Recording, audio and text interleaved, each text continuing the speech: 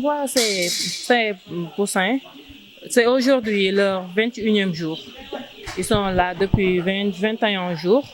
Au début, on avait 1100 poussins. On a eu des mortalités, mais c'est pas trop méchant. Et ça, on peut à peu près 1090, ce genre. Oui. Oui, avant l'arrivée des poussins, on a aménagé ici pour faire une poussinière. On l'a augmenté. Depuis la semaine passée, la limite c'était ici, sur ce poteau. On l'a élargi. Aujourd'hui, on doit élargir encore pour arriver à l'autre niveau. Et concernant la lumière, on évite, en ce moment, on évite la pénétration des rayons solaires. C'est pourquoi on a mis ces étoiles.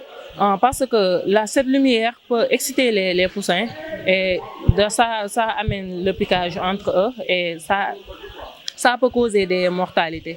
Alors, très bien, le projet Archipelago vise à fixer les jeunes dans le terroir, à les accompagner dans les fonds pour avoir des métiers décents, pour pouvoir travailler, pour parler de l'immigration. Est-ce qu'aujourd'hui, vous, en tant que bénéficiaire, vous êtes convaincu de ce que vous apprenez ici, qu'après, vous pouvez vous insérer dans des entreprises ou même créer votre propre entreprise? Oui, on l'espère vraiment, puisque c'est une formation que moi j'aime vraiment. J'aime et j'apprécie.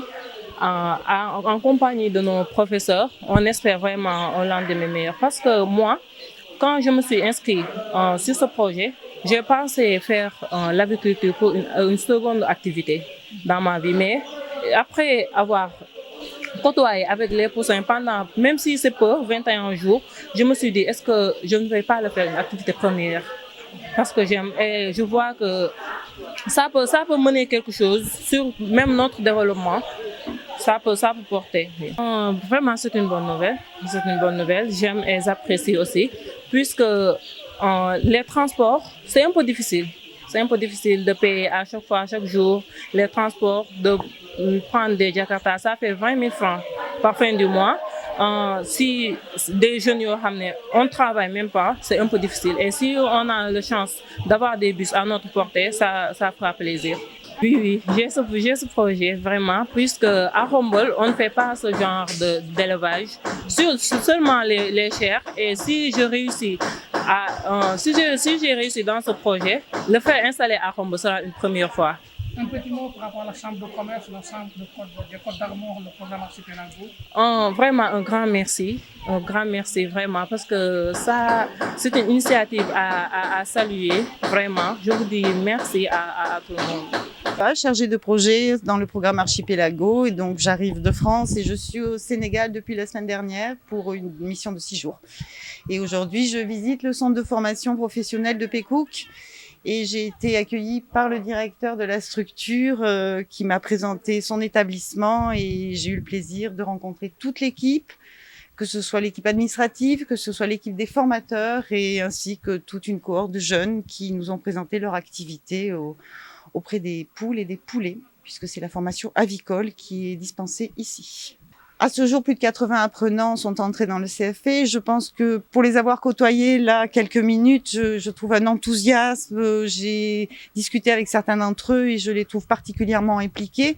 Ils reconnaissent que ce métier est difficile, avec beaucoup de contraintes sanitaires notamment, mais ici tout est mis en place pour leur inculquer les bonnes pratiques et pour qu'ensuite, quand ils s'installeront ou qu'ils auront une exploitation, ils puissent faire un travail formidable. Et donc je pense qu'en 6 mois de formation, ici en théorie et ensuite dans leur stage en entreprise, je pense que ces jeunes sortiront avec un métier dans les mains et je trouve ça formidable et très motivant. Et la structure propose d'autres formations et je pense que s'il y a d'autres projets qui doivent se mettre en place, je pense qu'il faut ouvrir des formations sur des métiers qui veulent permettre aux apprenants de rester dans leur pays parce que le Sénégal est un pays plein de ressources et qu'il faut qu'ils en profitent tous.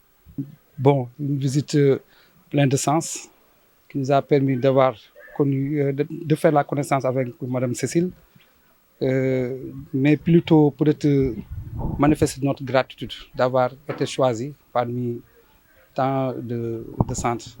En tout cas, comme j'ai l'habitude de dire, nous faisons de l'agri-élevage. Donc nous en sommes bientôt à notre 3e cohorte, mais au finish, l'essentiel c'est de former plus de 160 jeunes. L'essentiel, c'est de les fixer. Parce que l'objectif global du centre, c'est de lutter contre l'immigration clandestine. Ces jeunes-là, si on les laisse braver la mer, certainement, ils vont être voilà, engloutis par les eaux. Donc, si l'archipelago cherche à les fixer, c'est à la limite nous aider, nous, Sénégalais, d'avoir nos frères, nos sœurs à nos côtés. Moi, je pense que, encore une fois, ils se sont rendus compte que c'est un métier. L'agriculture, ce n'est pas une affaire de pauvres, mais c'est plutôt un métier. Voilà, ils se sont rendus compte et je pense qu'ils ont aimé. Donc, pour rappel, nous, dans le premier module, nous leur soumettons, si vous voulez, un formulaire d'engagement.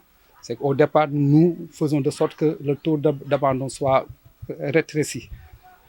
Bon, au bout de 2 mois, c'est les enseignements apprentissages de manière théorique. Après, nous les amenons dans les entreprises qui sont inscrites, si vous voulez, dans le parcours de l'entrepreneur.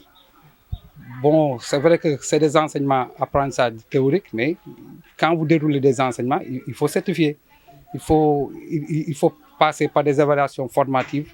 C'est ce que nous sommes en train de faire. Et au bout de 6 mois, donc c'est l'évaluation certificative. Disons que le module que madame venait de voir, c'est, si vous voulez, c'est le cœur du métier. C'est l'environnement. Donc c'est la biosécurité. C'est l'hygiène, sécurité, santé et environnement. Ça veut dire que si vous négligez ces 4 aspects, ça veut dire que vous ne pouvez pas peut-être trop enregistrer de très bons résultats. Donc c'est un module qu'on insiste. C'est un module qui aide les apprenants qui demain, s'ils mettent leurs propres affaires, ils vont intégrer, si vous voulez, ce qu'on appelle, nous, les bonnes pratiques de l'élevage. Bon, peut-être leur remercier et saluer peut-être leur engagement, parce que c'est une équipe très jeune, dévouée et dynamique. C'est vrai que et ça se reflète dans, si vous voulez, dans nos discussions et dans les partages que nous menons. Disons que mais je trouve que il y va de soi, parce que nous tous, nous voulons avoir de très bons résultats. En tout cas, je salue le président de la Chambre de commerce, la secrétaire générale et M. Bassirou et Mme Mbaye et tout le reste, quoi. Disons que c'est une équipe très dynamique qui nous aide à avancer. Un mot par rapport à l'Union européenne qui porte ce projet à travers les partenaires CCI, Côte d'Armor, CERCOI, Eurochamp, CPCCAF. Bon, disons que le partenariat nord-sud, moi je pense que ça se reflète jusque vers la base.